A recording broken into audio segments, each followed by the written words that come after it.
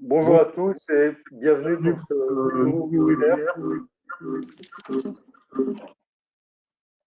ce nouveau webinaire. Donc, qui concerne les dispositifs pour préserver les compétences et les emplois, pour lequel nous avons donc l'intervention de la région Occitanie, de France Industrie Occitanie et d'EDF. Et je leur passe la parole. Bien, bonjour à toutes et à tous. Je suis Hugo Douard, donc je suis directeur délégué à l'emploi et à la formation à la région Occitanie. Et je suis avec Nathalie Sessac, qui est chargée de mission à la direction emploi formation. Merci au pôle de nous accueillir et de nous avoir proposé ce webinaire. Alors, on va faire une présentation en 3 temps ce matin. Après, il y aura Nicole Barolo pour France Industrie et puis Anis 14 pour EDF. Pour présenter des initiatives que nous soutenons aussi. On va rentrer tout de suite dans le vif du sujet. La région, alors là, il y a la diffusion du PowerPoint qui est à l'écran. La région donc a adopté en juillet un plan de soutien à la filière aéronautique et spatiale qui est d'à peu près 110 millions d'euros, avec un premier volet qui concerne l'emploi, la formation et les compétences, avec un engagement de la région à hauteur de 35 millions d'euros, pour notamment soutenir la formation des salariés, en particulier en partenariat avec l'OPCO 2I, un accompagnement RH des entreprises qui sont impactées par la crise, avec un outil que nous allons vous présenter qui est le contrat RH. Et puis, un soutien aussi aux initiatives innovantes expérimentales en matière de formation et d'emploi dans le cadre du dispositif Innove Emploi. Donc, ce sont ces 3 sujets que nous allons rapidement vous présenter maintenant. Alors, sur la formation des salariés, l'objectif pour nous, région, c'est d'apporter un soutien financier à l'OPCO pour pouvoir soutenir les plans de formation des salariés, des dirigeants, des entreprises qui sont dans la filière aéronautique et spatiale. Alors, dans quel cadre on s'inscrit? Dans le cadre d'une baisse d'activité qui est liée à la crise et avec l'objectif évidemment de préserver l'emploi et de conserver les compétences en vue de la reprise, et éventuellement d'accompagner la transformation de l'activité, d'accompagner la diversification des compétences et la montée en compétences des salariés des entreprises. Alors, quelles sont les entreprises bénéficiaires? Prioritairement les TPE et les PME. On peut aussi soutenir des entreprises qui sont plus importantes, de plus de 250 salariés ou des groupes. Dans ce cas-là, c'est un peu plus au cas par cas. On travaille avec les entreprises directement pour étudier leur projet de formation, leur plan de formation des salariés. Pour cela, en fait, l'entreprise s'adresse à l'OPCO ou à la région, mais en fait, l'intermédiaire, c'est l'OPCO, c'est l'OPCO 2I qui financera le plan de formation de l'entreprise, et la région apporte un financement à l'OPCO pour intervenir. Alors, attendez, juste sur la formation des salariés, je vous apporte une précision importante, c'est que nous intervenons en direction des salariés qui ne sont pas en activité partielle, qui ne sont pas dans la PLD en particulier, tout simplement parce qu'on n'a pas le droit de le faire dans le cadre de l'activité partielle. C'est l'État, vous le savez, qui soutient en fait les entreprises dans le cadre de l'activité partielle, en prenant en charge à la fois les salaires, mais aussi les coûts de formation pour les salariés qui se trouvent en situation d'activité partielle, le chômage partiel. Et donc, nous, région, nous nous positionnons en complément de l'intervention de l'État en soutenant la formation pour les salariés qui ne sont pas en activité partielle. Donc ça, c'est un élément important pour bien comprendre l'axe d'intervention de la région. Donc plutôt TPE-PME, mais les grands groupes ne sont pas du tout exclus, ça travaille au cas par cas, en tout cas pour des salariés qui ne sont pas en activité partielle. On pourra évidemment répondre à vos questions. Là, je continue, on présente les 2 autres dispositifs et après on répondra à vos questions. Alors, le contrat RH, c'est, pour faire simple, un soutien financier de la région directement à l'entreprise pour cofinancer à hauteur de 50% l'intervention d'un cabinet conseil spécialisé en RH choisi par l'entreprise et pour que ce cabinet accompagne l'entreprise dans ses problématiques liées aux ressources humaines. Ça peut être pour l'identification des compétences, ça peut être pour établir un plan de formation des salariés, ça peut être pour repenser son organisation. Voilà, ça peut être sur tout un tas de besoins liés aux ressources humaines.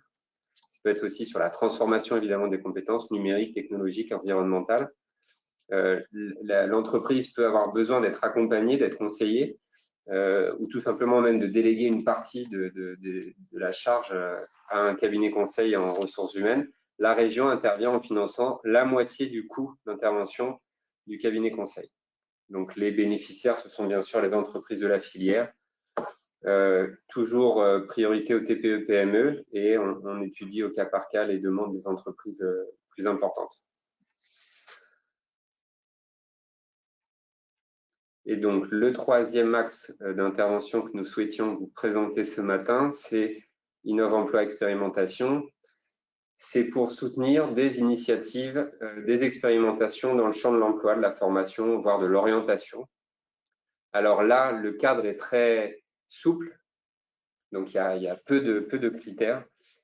Qu'est-ce que c'est une expérimentation dans le champ de l'emploi et de la formation? Ça peut être beaucoup de choses différentes. Ça peut être une entreprise qui souhaite s'engager dans l'AFEST, c'est l'action de formation en situation de travail. Vous savez, c'est le fait d'inverser en fait la logique entre le temps de formation en centre et le temps de formation en entreprise. Là, le temps de formation se fait principalement au sein de l'entreprise.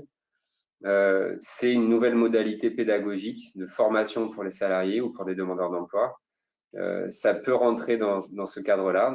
Ce sont des actions qui peuvent être soutenues par la région. Mais l'expérimentation, ça peut recouvrir beaucoup d'autres choses. Ça peut être de s'engager dans la formation pour des salariés sur des compétences nouvelles liées à la transformation digitale de l'activité. Ça peut être lié à la transformation aussi écologique de l'activité de l'entreprise. Ça peut être pour accompagner des salariés, des demandeurs d'emploi vers l'obtention d'une certification qui est nouvelle. Voilà, ça peut être beaucoup de choses. Ça peut être sur les méthodes pédagogiques qui sont innovantes. Ça peut être sur le métier ou les compétences visées. On a une vision assez large de ce que peut être l'expérimentation dans le champ de l'emploi et de la formation. C'est tout l'intérêt de ce dispositif. Et dans ce cas-là, la région intervient en cofinancement. Il y a souvent une part d'autofinancement de l'entreprise. Et puis, des fois, d'autres partenaires qui peuvent intervenir, les OPCO notamment. Voilà, là, il n'y a pas de pourcentage d'intervention précis, ça dépend du projet. C'est un peu en fonction du besoin et du projet qui est monté par l'entreprise. Voilà, très rapidement présenter les trois sujets, la formation des salariés, l'accompagnement de l'entreprise en matière de ressources humaines et puis l'expérimentation. Et donc maintenant, on peut répondre à vos questions. Alors, les contacts. Les contacts, vous avez la présentation du plan de soutien à la filière aéronautique et spatiale sur le site de la région. Vous avez aussi la présentation de tous les dispositifs de soutien aux entreprises en matière de compétences et de ressources humaines que vous retrouverez aussi sur le site de la région. Compétences RH, Innov Emploi. Le Hub Entreprendre, vous le connaissez peut-être, c'est l'outil en fait unique pour une entreprise pour qu'elle puisse avoir connaissance des différentes aides de la région.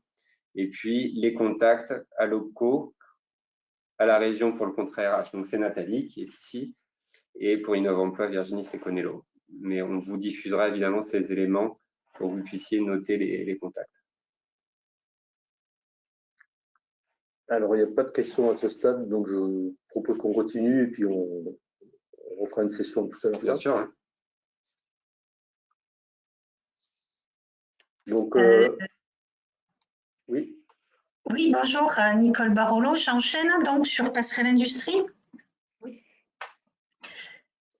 Bonjour à tous, merci pour l'invitation. C'est un plaisir de vous présenter ce dispositif.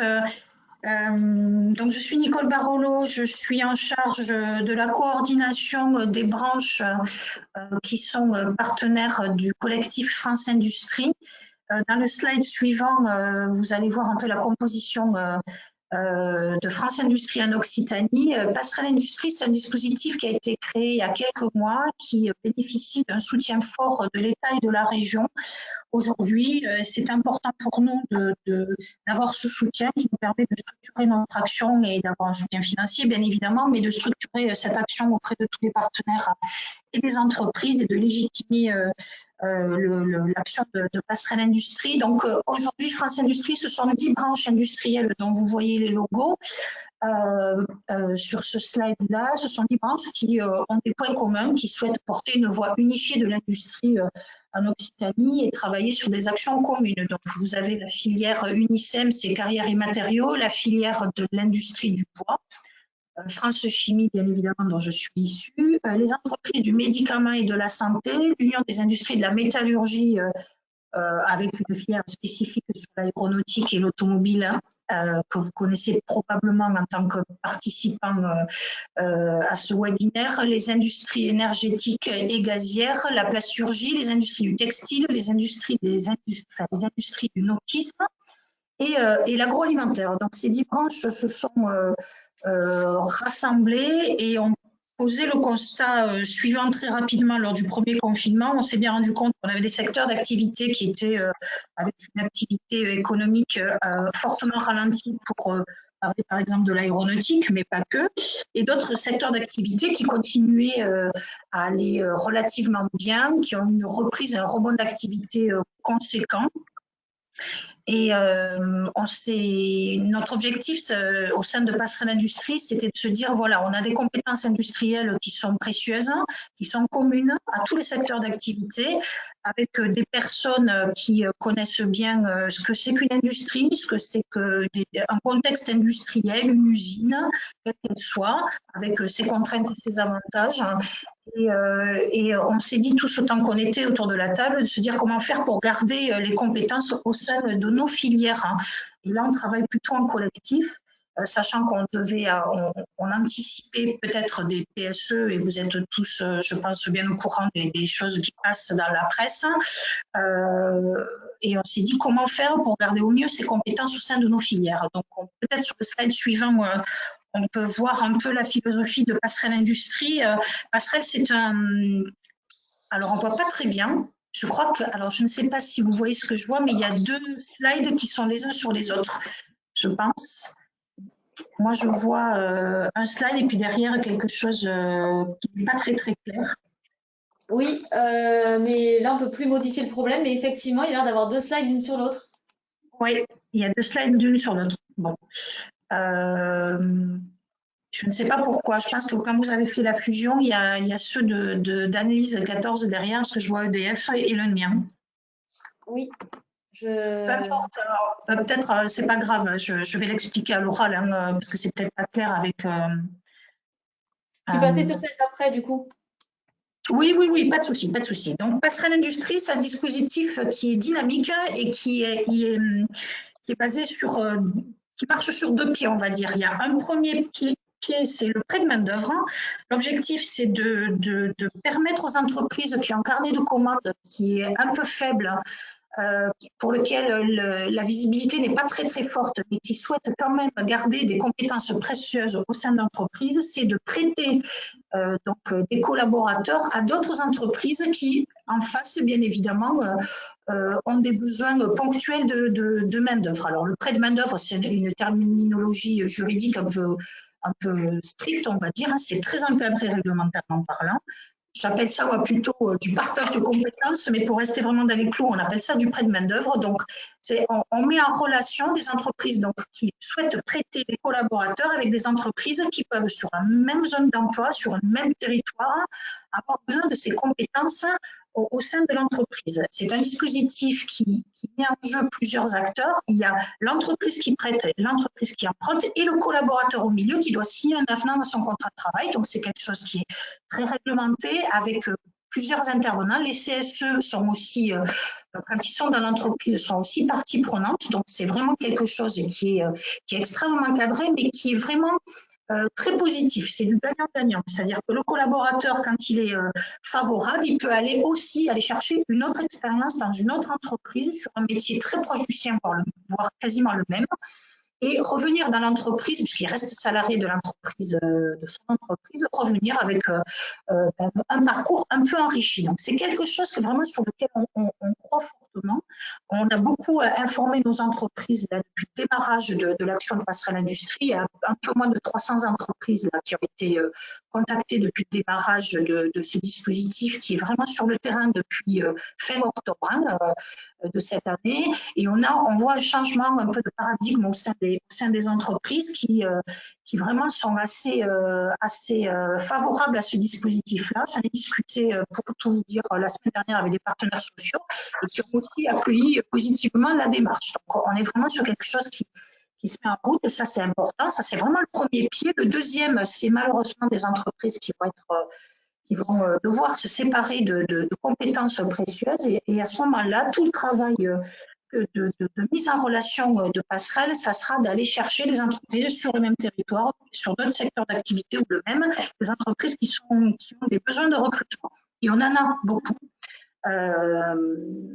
Pour avoir fait un sondage de terrain, on a vraiment des secteurs qui ont vraiment besoin de recruter des compétences. Donc, on va faire tout ce travail de maillage entre les entreprises avec des dispositifs différents, prêt de main-d'œuvre ou recrutement et reclassement.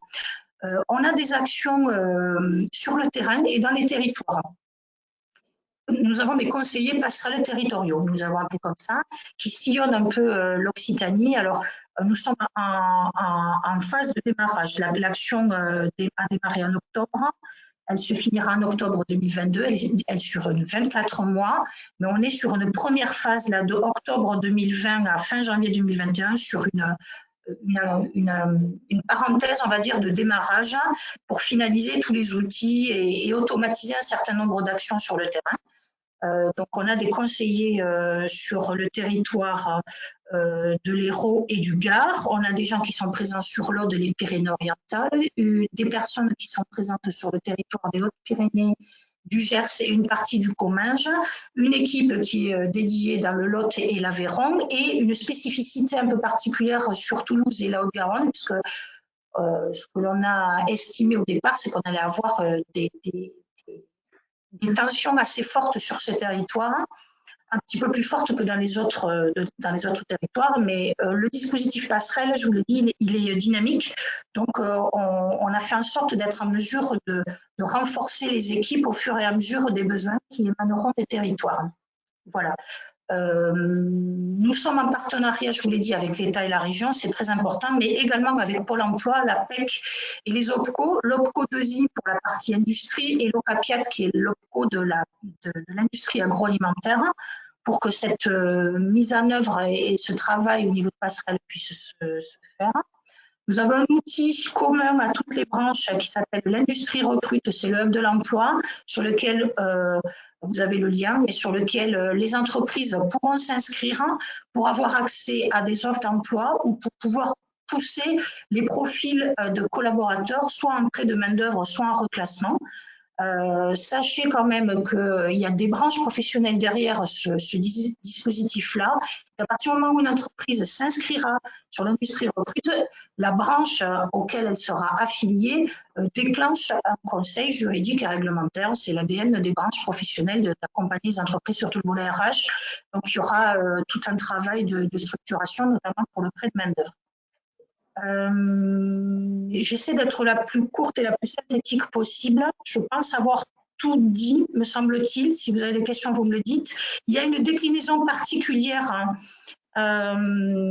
spécifique du dispositif passerelle industrie entre la branche de l'énergie et j'ai marqué les Big Four de l'aéronautique, mais ça c'est Annelise 14 qui en parlera tout à l'heure. On est en train de créer un site internet, on le voit dans le dernier slide, qui sera effectif fin janvier 2021. Ça sera passerelleindustrie.com et donc là il y aura des informations, des contacts avec des conseillers terrain que vous pourrez contacter directement si vous êtes intéressé. Voilà, j'espère avoir été la plus claire possible. Dites-moi s'il y a des questions ou des réactions. Une question, Nicole. Les dispositifs présentés ont-ils une articulation avec les actions du programme France Relance? Alors, l'articulation avec le programme France Relance. Non, le programme France Relance, il est piloté par l'État. Il y a des dispositifs d'aide de relance aussi qui sont pilotés par la région. Nous, on est un dispositif particulier sur les compétences et la RH. Il n'y a pas d'articulation en soi avec le France Relance. Non. Peut-être un complément, Hugo Douard, pour la région. Pour vous dire que la région Occitanie soutient largement cette initiative de France Industrie, dispositif Passerelle Industrie. Donc, ça s'inscrit vraiment dans la suite logique de ce que j'ai indiqué tout à l'heure, le plan de soutien de la région à la filière aéro. Et c'est alors l'État est partie prenante, hein, mais voilà, je me permets de l'indiquer, le soutien majoritaire, c'est la région. Oui, oui, absolument, Hugo. Je ne l'ai pas dit dans ces termes-là, mais c'était clair dans mon esprit. On a un soutien extrêmement. Oui, oui, on a un soutien extrêmement. Par rapport à France Relance, en fait. Plutôt... Oui, oui, oui, bien sûr. On a un soutien très, très fort et c'est quelque chose qui est extrêmement important pour nous. On est vraiment dans une relation de partenariat avec nos cofinanceurs et notamment la région sur ce dispositif. Merci Nicole. Alors, une autre question. Dans le cadre du prêt de main-d'œuvre interindustrie, la formule groupement d'employeurs a-t-elle été abordée?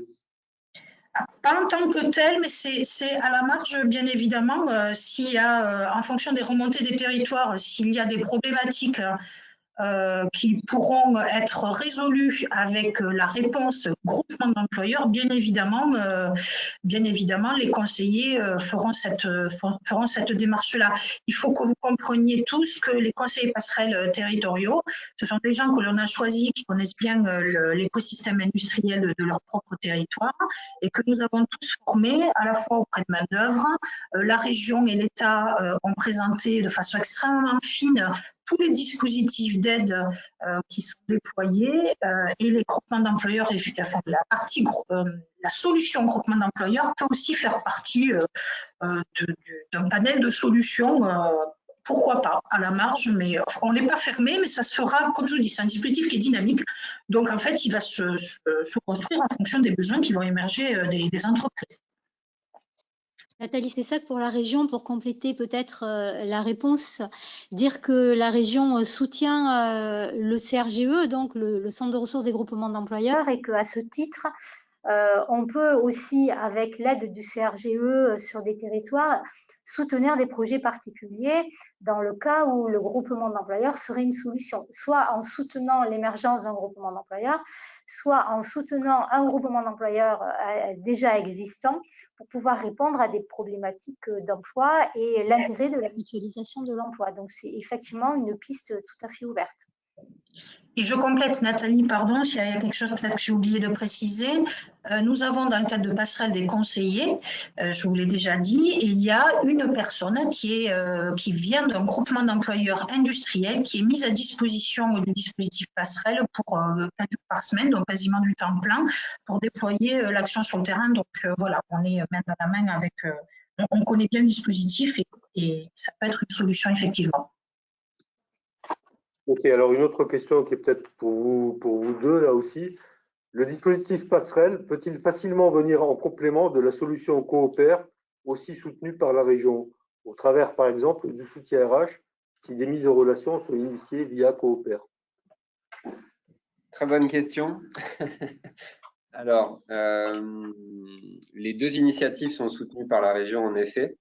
Après, ce sont deux initiatives qui sont pas tout à fait positionnées de la même manière, dans le sens où Coopère, qui a été présenté, hein, je crois, dans ce cadre-là la semaine dernière, est une plateforme, une solution technologique qui est en partie payante et qui permet la mise en relation entre employeurs et salariés.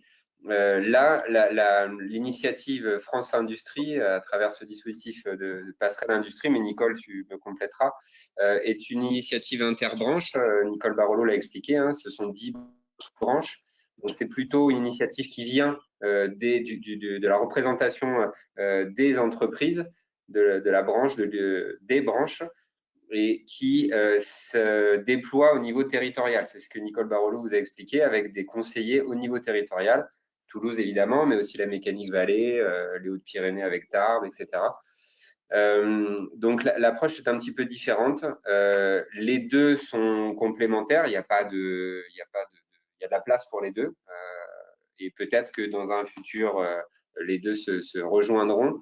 Mais en tout cas, aujourd'hui, on a voilà, deux initiatives qui ont des objectifs communs, mais qui n'ont pas pris, on va dire, le problème par la même entrée et qui aujourd'hui coexistent. Voilà. Mais les deux sont soutenus par la région, en effet.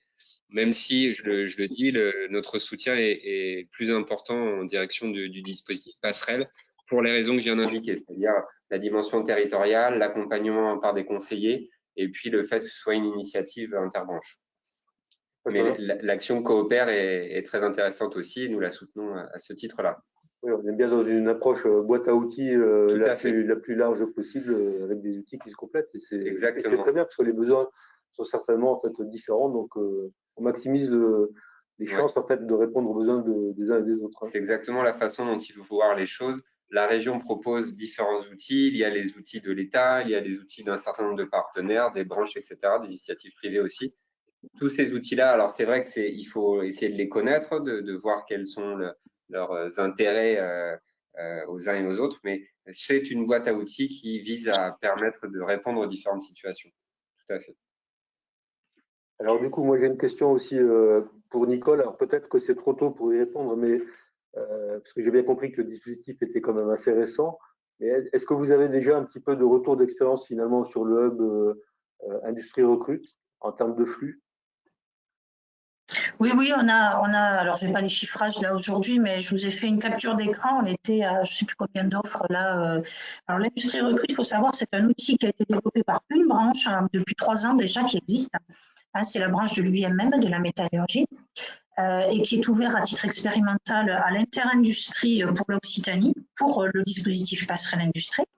Donc, on a toute la logistique derrière d'un outil qui est préexistant là-dessus. J'ai oublié de vous dire peut-être qu'on a déjà 14 prêts de main-d'œuvre qui ont été signés la semaine dernière sur un territoire de l'Occitanie. Donc, c'est le travail terrain là, qui a mis en lien les entreprises. Prêts de main-d'œuvre, ce que je vous disais tout à l'heure, c'est un dispositif. Il faut que les entreprises se fassent confiance. Donc, tout ce travail branche dont parlait Hugo tout à l'heure est pour nous capital pour créer ces conditions de la confiance. Il faut ensuite que sur le terrain, les conseillers puissent se mettre en lien les entreprises et il y a le facteur humain au milieu puisqu'on a des collaborateurs qui sont d'accord pour aller expérimenter dans une entreprise, etc. Donc, oui, les flux sur l'Industrie Recrute, je ne pourrais pas vous donner les chiffrages, je suis désolée, hein, je n'ai pas fait le point juste là à ce moment-là, mais on est croissant parce que le hub existe déjà depuis 3 ans, donc ce n'est pas une nouveauté, on va dire, pour les entreprises, sauf pour certains secteurs d'activité. L'avantage, c'est qu'on a les branches derrière avec leurs observatoires et la connaissance des métiers qui peuvent aussi alimenter la Profiltech qui sera à disposition. Ce que je peux vous dire sur les premières conclusions des prêts de main-d'œuvre, peut-être pour la semaine dernière, les premières expérimentations, on est sur des métiers qui vont des postes de soudeur à des postes d'ingénieur, donc on est vraiment sur quelque chose de très vaste et on a des gens qui sont disponibles pour aller dans d'autres entreprises partenaires et j'insiste sur ce mot-là pour des temps de travail qui varient de 40% à 100%. Donc on a des gens qui vont sur des missions sur la totalité de leur temps de travail à l'expérimenter à l'extérieur. Donc oui, c'est une belle des premières concrétisations positives, on va dire. Il ne faut pas être timide. En conclusion, il faut vraiment aller regarder, soit si vous êtes offreur, soit si vous êtes demandeur. En fait, c'est possible, oui. Ça se fait, et sur une palette très large finalement, à la fois de compétences et d'entreprises, quoi. Oui, alors vous avez un dispositif, alors je ne suis pas allée loin dans la mécanique du hub, mais l'entreprise s'inscrit, il faut qu'elle relève d'une des 10 branches dont on parlait tout à l'heure, et ensuite il y a une validation interne par les branches qui disent oui, il y a une validation, et ensuite il y a un accompagnement avec les conseillers passerelles sur comment je remplis le profil, la Profiltech, comment j'ai accès, etc. C'est assez facile. Et il y a des actions de matching qui se font. Et voilà, donc plus les entreprises vont sur ce site-là, plus le site sera en volume important et on aura c'est un outil complémentaire, mais ça ne se résume pas à ça. Il y a le travail terrain qui est indispensable parce qu'on est vraiment sur du partenariat. Il faut vraiment que les entreprises se connaissent, etc.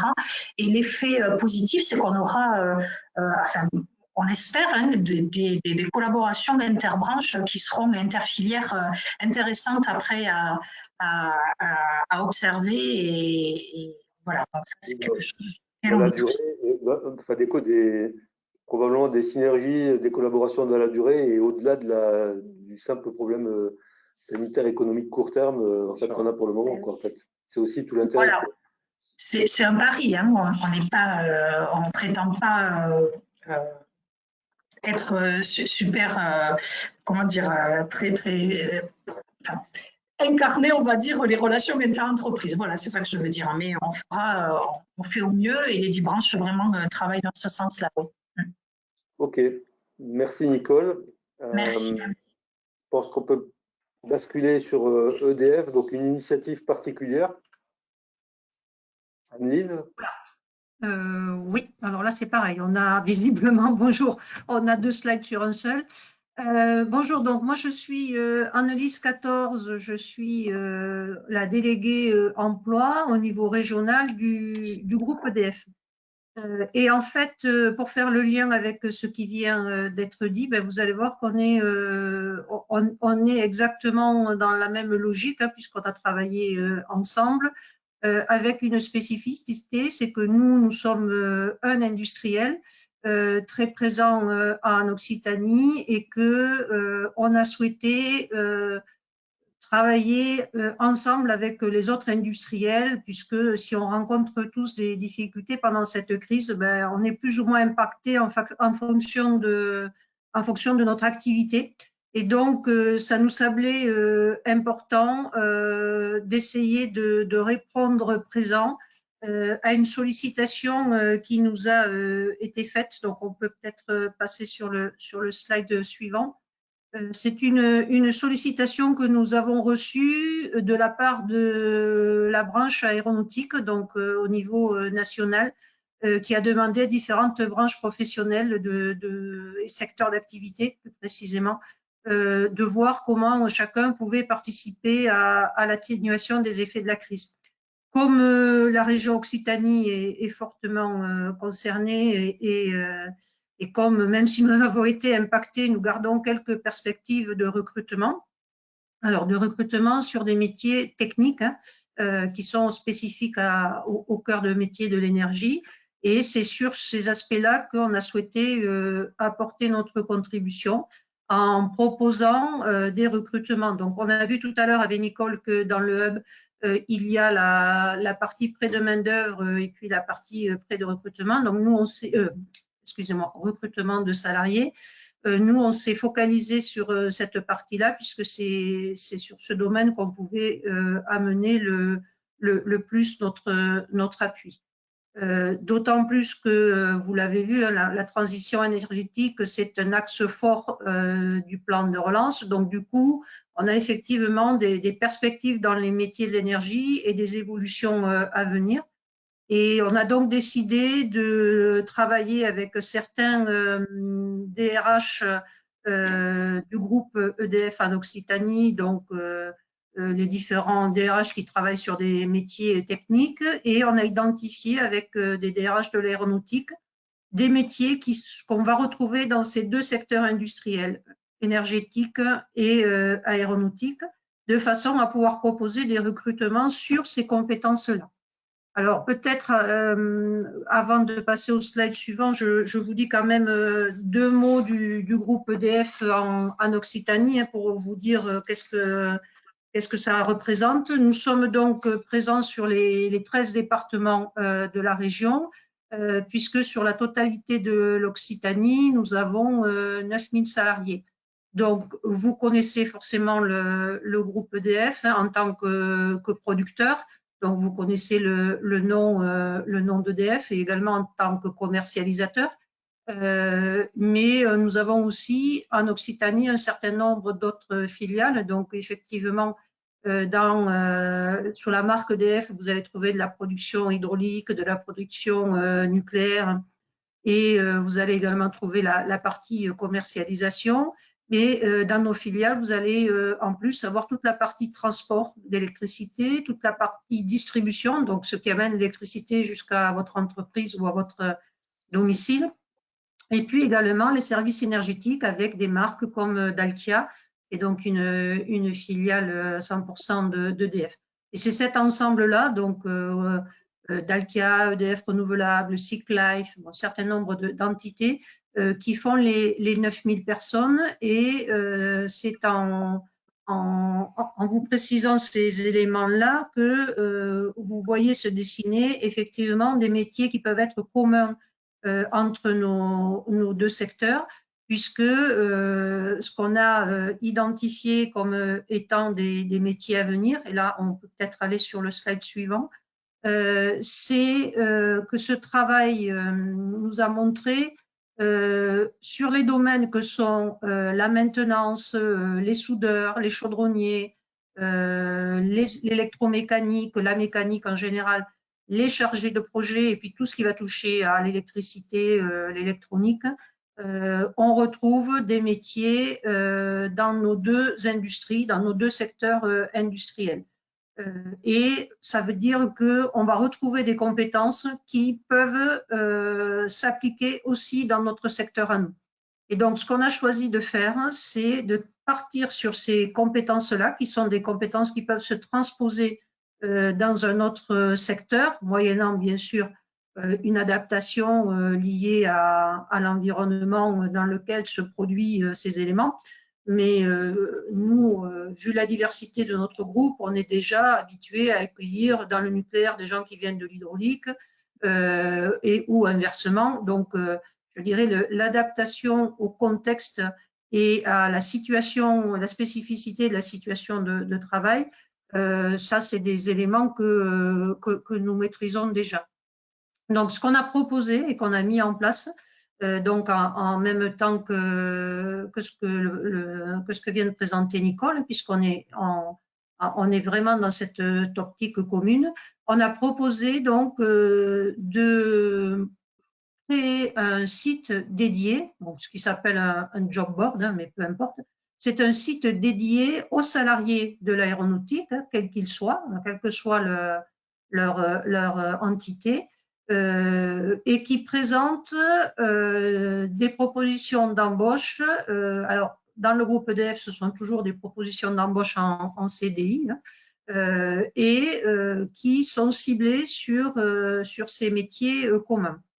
Et comme nous avons voulu agrandir le plus possible les possibilités d'embauche au sein de l'Occitanie, nous avons aussi sollicité nos prestataires, hein, donc en leur demandant si ils avaient des besoins.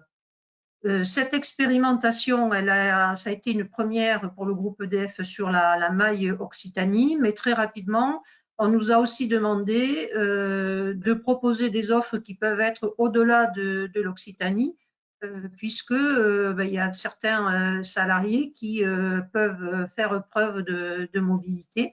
Donc, on retrouve des offres qui sont présentes en Occitanie, des offres qui sont présentes dans tout le reste de la France, et puis on retrouve donc des propositions également de la part des partenaires d'EDF. Alors, concrètement, si on va sur le slide suivant, on va voir comment on a constitué ce challenge. En fait, on a répondu, nous, en disant ce site dédié aux salariés, il faut bien sûr qu'il présente des offres d'emploi. Bon, ça, c'est sur les besoins existants, mais compte tenu des procédures en cours dans le secteur aéronautique, il est peut-être aussi intéressant de donner un peu de perspective. Et donc, on a aussi mis des besoins qui sont des besoins à venir. Alors, quelle va être la différence? Les besoins existants, l'intérêt, c'est qu'avec ce site-là, nous allons aller chercher dans tous les sites de nos filiales et de notre maison mère les offres qui correspondent aux métiers communs entre l'aéronautique et EDF. Et ces besoins sont des besoins qui sont déjà publiés, c'est-à-dire que si vous faisiez le travail d'aller voir dans tous les sites, vous trouveriez ces offres. Sur les besoins à venir, c'est plutôt quelque chose qui est réservé, puisque en principe, on ne communique pas sur ces besoins à venir. Ce sont des besoins sur lesquels on n'a pas aujourd'hui mis à l'externe, on n'a pas fait connaître l'offre, mais on sait qu'on va avoir ces besoins-là. Alors pourquoi on ne l'a pas fait connaître pour l'instant? Soit parce qu'on n'est pas encore calé sur le nombre précis de recrutement sur ce type d'emploi, soit parce qu'on n'est pas forcément calé très précisément sur la localisation géographique du recrutement. Et donc, en attendant ces calages-là, qui permettront qu'ensuite l'offre soit publiée, en attendant ces calages-là, on a quand même décidé de mettre sur ce site dédié des besoins à venir de façon à ce que les salariés puissent dire « moi, je serais intéressé par ce type de besoin ». Donc, en fait, je veux bien que ma candidature aille dans un vivier relatif à cette offre-là précisément. Et quand elle deviendra pérenne et qu'elle sera publiée, je veux bien être recontactée pour voir si effectivement elle m'intéresse toujours et être candidat. Donc ça, c'est un premier travail qu'on a fait spécifiquement pour ce site dédié et pour donner un peu de perspective. Le deuxième travail qu'on a réalisé, c'est on s'est dit que on avait chacun dans nos secteurs industriels du vocabulaire et des choses qui nous paraissent très claires quand on parle entre nous et qui sont beaucoup plus complexes quand on s'adresse à l'externe. C'est pour cela qu'on a aussi mis sur ce site des exemples de ce que représente le métier de chargé d'affaires ou de la maintenance dans nos métiers de l'énergie. Et quand je dis dans nos métiers de l'énergie, il peut y compris y avoir une différence. Quand vous êtes soudeur, la réalité n'est pas la même si vous êtes dans de l'énergie nucléaire ou si vous êtes dans l'hydraulique, dans une centrale d'une vallée. Donc, l'environnement n'est pas le même et il peut y avoir des spécificités d'adaptation au contexte. Donc, on a aussi montré quelles pouvaient être les différentes réalités métiers au sein du secteur de l'énergie. L'idée étant un peu de rassurer le salarié en lui demandant pas de faire une candidature type chèque en blanc, mais plutôt d'avoir déjà une première idée de ce que peut être ce métier dans le secteur de l'énergie. Et puis de voir aussi que ça peut être différent selon les offres puisque les environnements peuvent changer.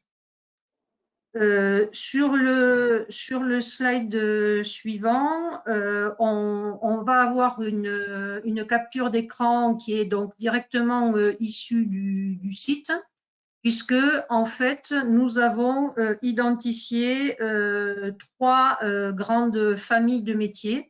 Et donc là, vous avez un exemple de la famille qui s'appelle électromécanique, électrotechnique, électricité mécanique. Et donc les deux autres étant tout ce qui va toucher à matériaux, soudure, chaudronnerie, et la troisième étant chargé d'affaires et chargé de projet. Donc, à chaque fois que vous rentrez, vous allez cliquer sur la page, par exemple, de tout ce qui concerne l'ELEC. Vous allez trouver donc ce que j'évoquais, les offres d'emploi qui sont les besoins immédiats, c'est le premier pavé. On les a classées en fonction de si elles sont à EDF-SA, à Dalkia, voilà, pour que vous connaissiez quand même la structure de rattachement. Il y a un deuxième pavé qui, lui, va être les perspectives d'offres. Donc là, sur les besoins 2021 qui ne sont pas encore confirmés. Sur ces offres, que ce soit les offres d'emploi immédiates, donc déjà publiées, ou les offres à venir, il y a une mise à jour régulière des offres. Je vous donnerai les chiffres tout à l'heure. Mais il y a constamment une mise à jour, donc on est très attentif à ce que ces offres, puisqu'elles sont liées aux différents sites, que ces offres soient bien à jour. Et le dernier pavé qui est au fond, c'est ce que j'évoquais, la présentation des métiers, où vous allez trouver des descriptifs, des vidéos et des témoignages qui peuvent effectivement être différents selon les sociétés dans lesquelles va se réaliser l'action. Sur le slide suivant, donc, nous avons détaillé un peu le processus de recrutement qui globalement reste le même, hein, qu'on soit sur des besoins immédiats ou des besoins à venir. La personne, quand elle est sur la capture d'écran que l'on a vu tout à l'heure, elle voit les offres. Si elle est intéressée par une offre, elle va cliquer dessus. Et sur cette offre, elle va avoir la possibilité d'avoir bien sûr le détail. Et si elle veut postuler, alors quand c'est une offre qui est déjà présente, le fait de cliquer « Je postule » va renvoyer vers le site sur lequel se trouve l'offre, hein, donc DFSA, Dalkia, Enedis. Et donc, elle va créer un espace candidat et elle va pouvoir déposer son CV et sa lettre de motivation. Et ça va directement arriver au RH qui est en charge de l'offre. Et donc, quand le RH reçoit cette offre, il va réaliser une première sélection sur dossier qui se fait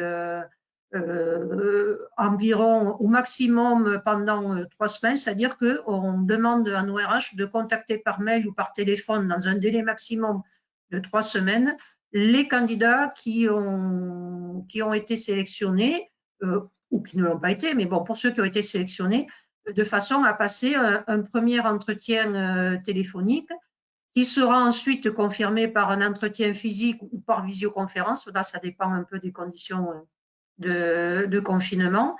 Et pour certains postes, il peut y avoir des tests de raisonnement ou de personnalité quand on est sur des postes d'encadrement. Pour les besoins à venir, donc j'évoquais la notion de vivier. La personne va également trouver une offre à venir. Elle va pouvoir indiquer que ce type d'offre l'intéresse.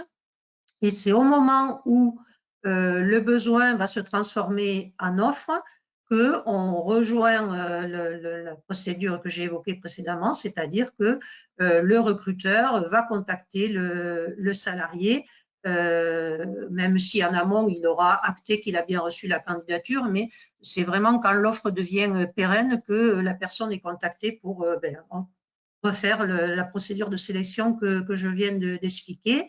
Et si la personne donc est validée, il y aura donc une proposition d'embauche et une formation qui va être définie, la durée de la formation étant dépendante de l'environnement dans lequel la personne a postulé et bien sûr du delta de compétences entre ce que possède la personne et ce qu'elle doit posséder pour tenir son poste. Alors, on a des environnements qui sont plus ou moins contraints, donc on a des environnements avec habilitation, sans habilitation, donc les durées de formation peuvent être forcément variées, mais par contre, c'est un processus que nous maîtrisons par expérience, puisque au sein du groupe EDF, nous gérons la mobilité de nos salariés en fonction, bien sûr, des évolutions que nous connaissons. Et on est habitué maintenant à transférer des personnes vers EDF renouvelable pour travailler sur du photovoltaïque ou de l'éolien, alors que précédemment, ils faisaient de l'hydraulique ou autre chose. Donc, la partie adaptation de formation et étude préalable des besoins est incluse forcément au moment de l'embauche. Sur le slide suivant, nous avons quelques chiffres clés. Donc, depuis que le site a été mis en place au 1er octobre. Donc, alors, entre ce que j'ai envoyé la semaine dernière, où nous étions à 185 et le chiffre de hier, donc depuis hier, nous sommes à 200 offres d'emploi. Mais bon, vous voyez globalement la répartition, une proportion importante autour des métiers, bien sûr, qui sont notre cœur de métier, hein, tout ce qui va toucher l'électricité, l'électromécanique, la mécanique, l'électrotechnique. Des besoins sur de la gestion de projet et de la gestion d'affaires, puisqu'il faut avoir en tête que le développement des énergies renouvelables crée quand même un nombre important de renforcement de réseaux, que ce soit parce qu'il faut aller chercher l'électricité là où elle est produite quand on met en place un parc de photovoltaïque ou un parc éolien, que ce soit sur les postes de transformation ou que ce soit sur le développement des deux métropoles que sont Toulouse et Montpellier, qui donc nécessitent de gérer des projets et des affaires liées à ces renforcements de réseau. Et bien sûr, toujours des recherches en soudure et en chaudronnerie, hein, puisque nous gérons avant tout des usines, hein, quelle que soit la façon de produire l'électricité. Nous avons des usines, donc nous avons des robinets, nous avons des tuyaux et nous avons un certain nombre de chaudronniers et de personnes qui font de la soudure. Depuis octobre, nous avons donc reçu 650 candidatures, donc, puisque nous, au fur et à mesure, nous présentons ce challenge aux différents partenaires qui sont intéressés.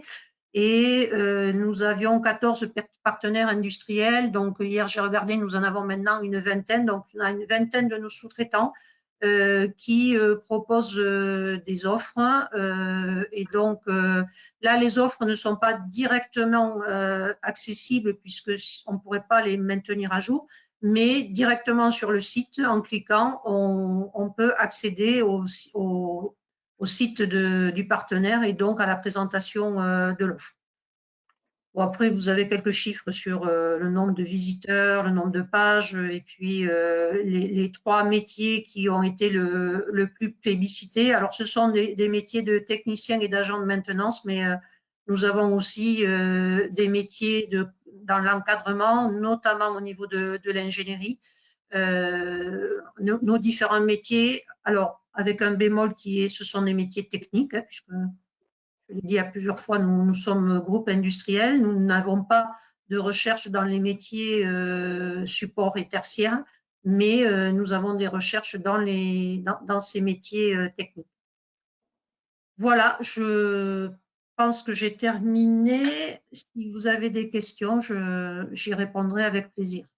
Merci Anne-Lise. Alors oui, il y a une question en fait, c'est une personne donc, qui est chargée de mission Passerelle Industrie et qui aurait souhaité entrer en contact avec les RH en charge des offres EDF. Qu'elle se mette en charge, qu'elle se mette en relation avec moi dans ce cas-là. Pas de souci. Pardon? Pas de souci. Ah non, pas de souci. Bon, merci. Alors, c'est une initiative qui est effectivement très intéressante, puis visiblement qui rencontre un fort succès. Moi, du coup, j'ai une question un peu iconoclaste, mais entre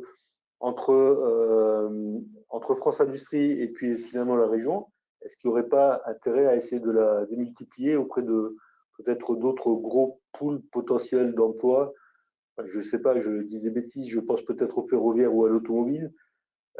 Hier encore, à l'occasion de l'AG de Totem, les participants parlaient d'une action forte côté Totem d'attractivité en fait des salariés vers la filière du transport terrestre. Donc c'est qu'a priori il y a une demande, une appétence finalement pour trouver des gens. Donc est-ce qu'il n'y a pas quelque chose aussi à répliquer peut-être avec ces autres filières? Mais les autres filières sont intégrées dans France Industrie. Tout ce qui est automobile est intégré dans la branche de l'UIMM. Oui, du coup, le sens de ma question, en fait, Nicole, c'était en complément de Passerelle Industrie qui relève là du prêt, quoi, en fait, de personnel. Est-ce qu'il n'y a pas il y a deux choses hein, sur le. Il y a le prêt et il y a le reclassement et le recrutement sur Passerelle. Il y a deux types d'actions. Il y a le prêt de main-d'œuvre. Alors, je l'ai un peu détaillé parce que c'est le plus sensible, on va dire. Mais il y a l'autre axe de Passerelle Industrie qui est sur la partie recrutement et reclassement. Donc, on peut à la fois parler de contrat à durée indéterminée ou de CDD d'un côté, ou du prêt de main-d'œuvre si c'est temporaire et sur cette action réglementaire-là particulière. Donc, je n'ai peut-être pas été très claire tout à l'heure, hein, du coup. Ça adresse bien les deux. Voilà, du coup, si vous avez connaissance d'entreprises ou de groupes dans le secteur du transport ou de l'automobile qui seraient intéressés par des profils aéros, en fait, Passerelle Industrie doit pouvoir intégrer ces demandes-là. Ça fournit l'outil qui peut l'adresser. Ok. Là, on est vraiment sur une démarche qui est tout à fait dans la logique de Passerelle Industrie, c'est-à-dire un groupe industriel qui a des besoins et qui joue de la solidarité avec d'autres groupes industriels. Honnêtement, moi, sur l'Occitanie, je n'ai pas de problématique de recrutement à EDF. Si j'étais Hauts-de-France ou Normandie, je vous dirais pas pareil. Mes collègues du nord de la France ont un peu plus de mal. Sur l'Occitanie, on n'a pas de mal à avoir de candidats sur nos recrutements externes. On a quand même voulu faire ce travail qui a quand même été un travail avec les autres, à la fois avec les DRH d'Occitanie côté EDF, mais également de l'aéronautique. On a voulu faire ce travail qui est un peu un travail d'approfondissement spécifique de quelles sont les compétences communes entre les deux secteurs et, je dirais, de focus sur ces métiers communs en garantissant qu'il y a déjà une transversalité qui est actée puisque nous ne parlons que des métiers qui sont communs. Donc, on est vraiment dans un focus, un zoom particulier qui est fait par un secteur industriel vis-à-vis d'un autre secteur industriel. De notre côté, nous n'allons pas le faire pour les autres secteurs industriels. On l'a fait en Occitanie parce que de par l'impact et le poids de cette industrie, il y a peut-être, vous parlez de l'automobile, il y a peut-être effectivement d'autres régions sur lesquelles il peut y avoir des besoins.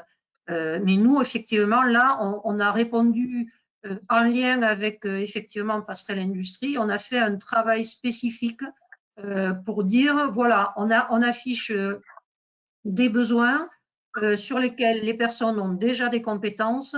On essaye d'aller plus loin puisqu'on est dans une problématique d'un avenir assez incertain, mais aussi d'essayer de donner un peu de visibilité parce que certains salariés sont aujourd'hui dans des structures dont ils ne savent pas encore si ça va perdurer ou pas perdurer. Donc, préfère peut-être être dans une dimension de vivier sur une offre future que je postule dès à présent. Bon, mais c'est quand même un travail. C'est comme toutes les choses qui paraissent simples sont souvent issues de processus un peu compliqués. C'est quand même un énorme travail pour à la fois construire cet aspect-là spécifique et puis surtout pour le tenir à jour. Parce qu'effectivement, ça demande de requêter constamment les différentes offres, d'assurer pour nous ce qui est très important, c'est que nos métiers assurent une réponse aux candidats le plus vite possible, parce que c'est aussi une difficulté que l'on a, hein, c'est que comme on a un certain nombre de candidatures, on a toujours un peu de mal à traiter ces flux-là. Mais en tout cas, c'est quelque chose qui nous semblait important de pouvoir donner ces deux types d'informations. Voilà ce qui est déjà disponible, voilà ce qui pourrait venir et voilà quel est votre métier qui s'intitule comme ça dans l'aéronautique, voilà ce qu'il est dans l'énergie. Ça n'intéressera pas tout le monde.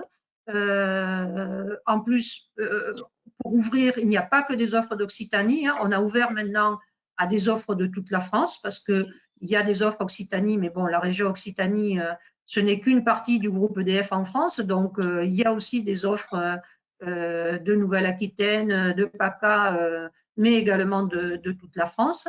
Et puis, on s'est dit que, en réfléchissant sur comment peut-on ouvrir le plus de perspectives possibles, on a aussi demandé à nos sous-traitants que certains souffrent, mais certains inversement souffrent de ne pas trouver de bonnes compétences. Et donc, certains ont répondu en disant oui, oui, moi j'ai des besoins et les profils de l'aéronautique peuvent m'intéresser. Voilà. Merci Anise. Alors, une question à laquelle je pense vous avez déjà apporté des éléments, mais sur laquelle on peut peut-être revenir, c'est donc concernant les offres EDF, des formations sont-elles envisagées si les profils ne sont pas 100% compatibles? Je pense que vous avez déjà un peu répondu pour EDF, mais peut-être pas. Oui, mais je vais le préciser. Je vais le préciser parce que la question, cette fois-ci, n'a pas été posée, mais elle est peut-être dans la tête de certains. Effectivement, au moment de la proposition d'embauche, il est précisé aux salariés le type de formation qui est prévu, mais la formation se fera une fois que la personne est embauchée.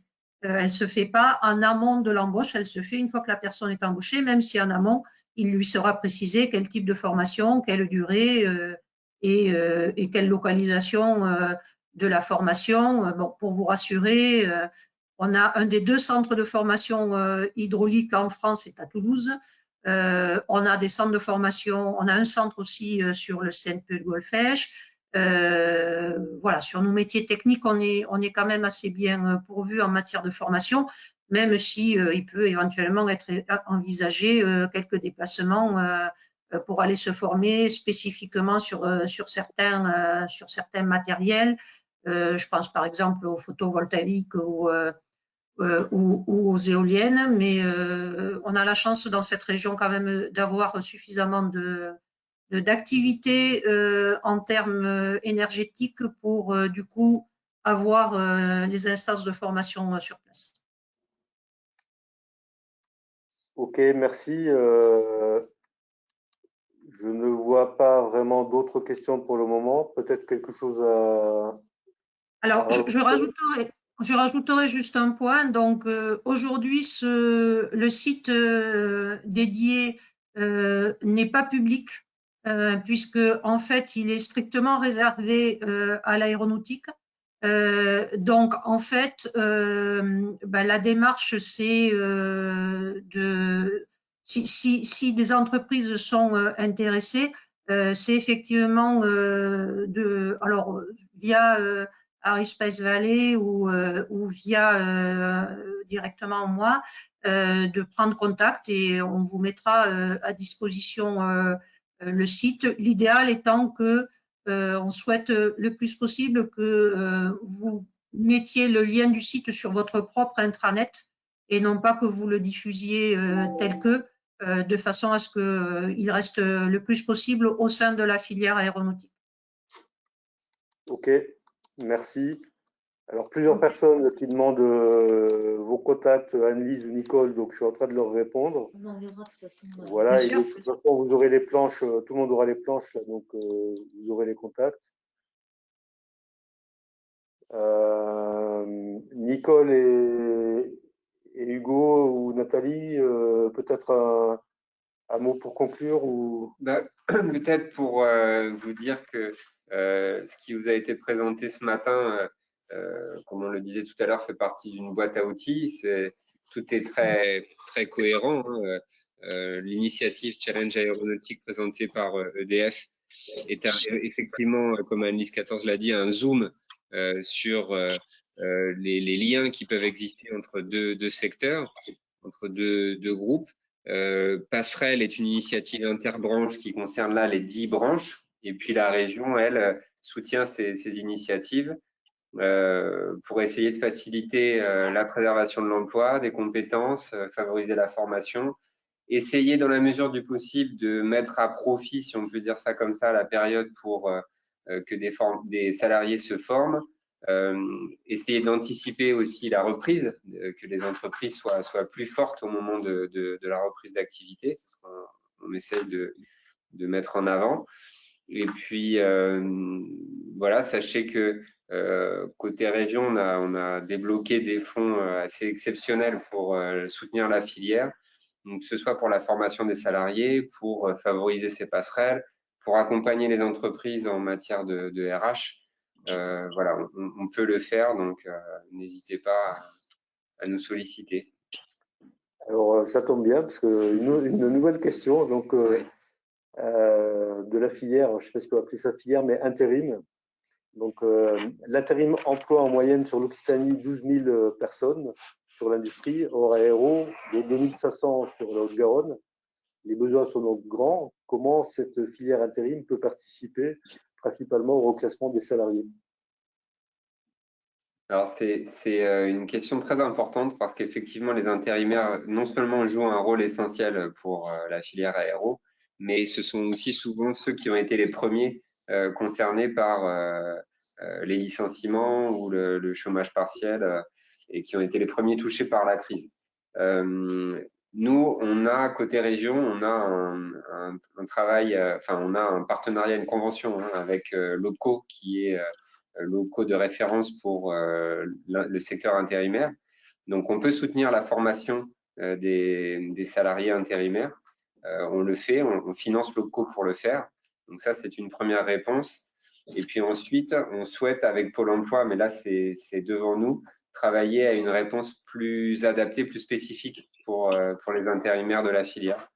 Donc, c'est un problème c'est une situation particulière dont on a bien conscience et effectivement, il faut qu'on regarde comment on peut, avec Pôle emploi, peut-être proposer des solutions plus adaptées aux intérimaires. Mais d'ores et déjà, sachez qu'on soutient la formation des salariés intérimaires et qui peuvent du coup bénéficier de l'axe 1 que j'ai présenté tout à l'heure sur la formation des salariés.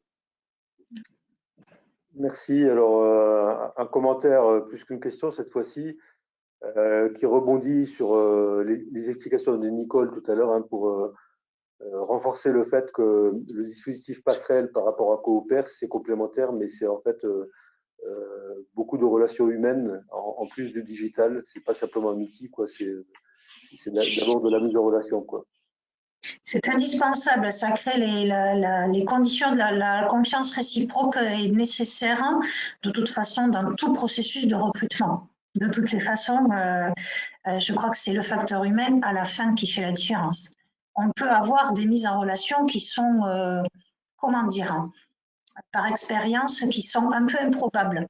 C'est-à-dire que même nous, au sein de Passerelle, on sait pertinemment que le hub, l'industrie recrute, c'est un super bel outil, mais que ça ne sera pas suffisant pour faire matcher les choses, les gens et les entreprises et les collaborateurs ensemble. Je vais vous donner une petite expérience dans ma branche, mais on a eu des tensions sur des opérateurs de production, des tensions de recrutement, et on a fait des recherches très classiques en se disant, voilà, on a tel type de compétences, etc. Et puis on est arrivé parfois avec des situations où quelqu'un qui était boulanger, qui avait l'habitude de travailler avec ses mains, de travailler en équipe, en 5-8, etc., a trouvé une entreprise de la chimie avec un projet qui lui parlait, et donc il est allé s'intégrer dans cette entreprise-là. Donc, on est bien effectivement sur de l'humain qui reste vraiment la clé de voûte de tout, et je trouve que c'est assez rassurant, finalement.